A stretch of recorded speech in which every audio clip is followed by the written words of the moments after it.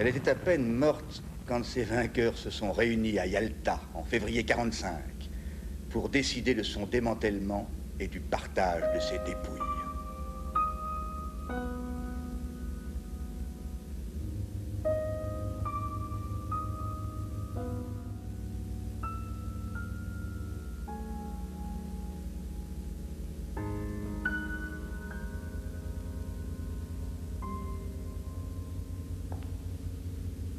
À la suite de la guerre, l'URSS s'accroît à l'ouest d'environ 600 000 km² au détriment de la Pologne, des pays baltes, de la Roumanie, de la Hongrie, de la Bulgarie.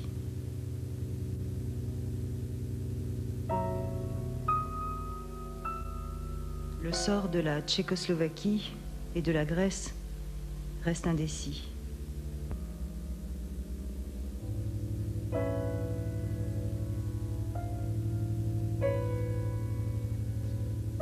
Partagée en 4 zones d'occupation, américaines, russes, françaises et britanniques, l'Allemagne est démantelée.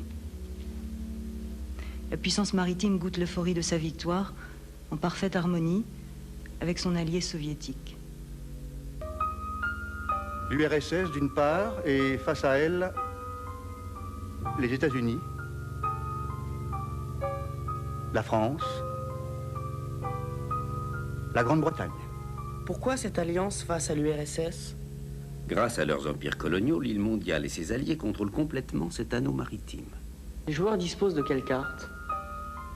Le jeu ne va d'abord se jouer qu'avec 2 cartes. Côté puissance maritime, un atout, la richesse. Côté puissance continentale, un joker, l'idéologie communiste.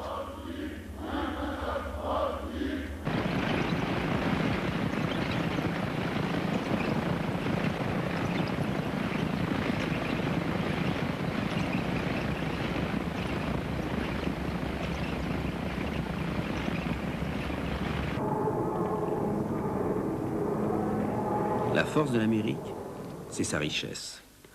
Pour aider les alliés de l'île mondiale, elle lance le plan Marshall. Vivres, vêtements, argent partent d'Amérique vers l'Europe.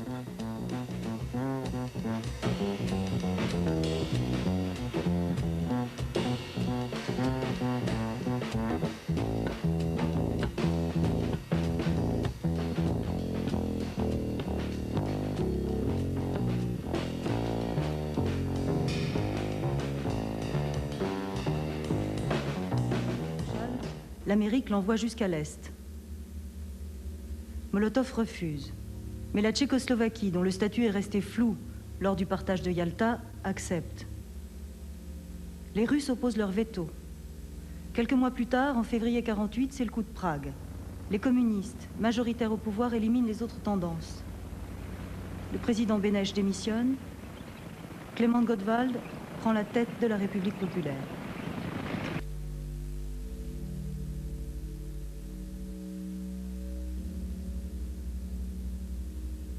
Un an plus tard, la puissance maritime et la puissance continentale s'affrontent au cœur même de l'Allemagne, à Berlin. Berlin était déjà isolé, comme maintenant, dans une Allemagne de l'Est, sous contrôle soviétique. Oui. Dès 1945, l'Allemagne est virtuellement coupée en deux. Enclavée à l'Est dans la zone soviétique, Berlin est le reflet de cette coupure de l'Allemagne. En 1946, Churchill invente contre Staline l'expression « rideau de fer ». 2 monnaies ont cours à Berlin, le mark de l'Ouest et le mark de l'Est. En 1948, plus personne ne veut du mark de l'Est qui s'effondre. Le 24 juin, les Russes ferment toutes les portes d'accès à Berlin. C'est le blocus. Ils avaient peur de quoi? Peur que cette guerre des monnaies ne leur fasse perdre le contrôle de leur zone. Les Américains créent aussitôt un pont aérien pour ravitailler Berlin et forcent le blocus.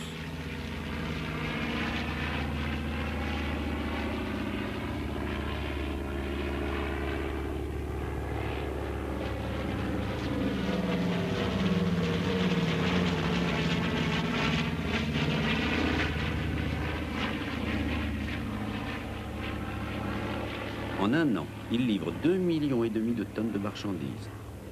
La tension monte entre l'Est et l'Ouest. Les GI reviennent en force en Méditerranée.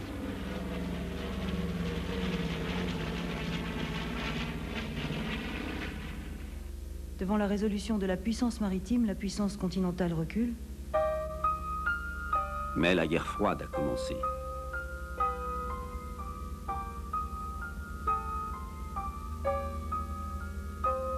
À l'Ouest, chacun sait maintenant ce qu'il peut et ce qu'il ne peut pas. La situation est figée.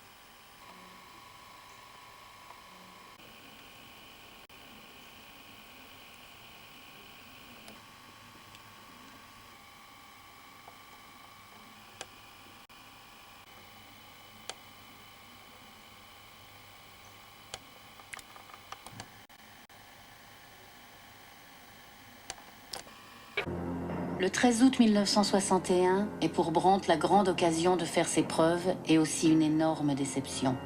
Il voit, avec une colère impuissante, les barrages se dresser brutalement et les Occidentaux faire comme si de rien n'était. Le rideau s'est levé mais la scène était vide, écrira-t-il plus tard. Il s'écoule en effet 20 heures avant que les premières jeeps apparaissent à la frontière des secteurs. 70 heures avant que des protestations écrites soient adressées à Moscou. Lâché par l'Ouest et par Adenauer, Brandt ne peut lutter que par la parole. Pour exhorter ces Berlinois, il trouve des mots sans ambiguïté, énergiques et revigorants. Berlinerinnen, Berliner, die Sowjetunion hat ihren Kettenhund Ulbricht ein Stück Leine gelassen. Was sich am Sonntag ereignet hat, das ist, ich sage es noch einmal, ein Anschlag auf die Moral des deutschen Volkes.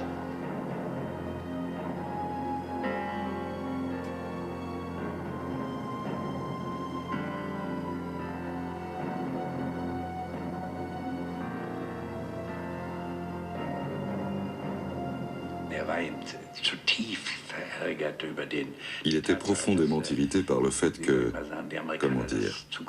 que les Américains aient laissé faire ça. Cela ne collait pas avec sa vision des choses. Alors il a écrit cette lettre à Kennedy, ce qui était évidemment une gaffe diplomatique de première grandeur.